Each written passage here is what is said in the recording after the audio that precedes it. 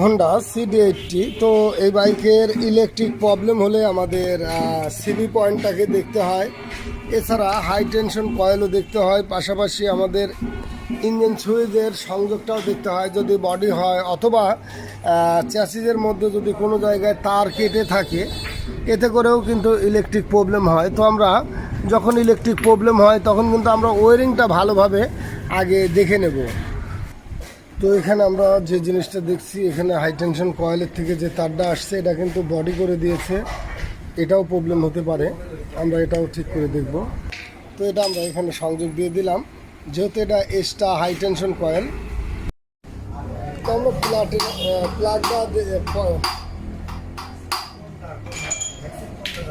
CB পয়েন্টটা দেখে দেবো।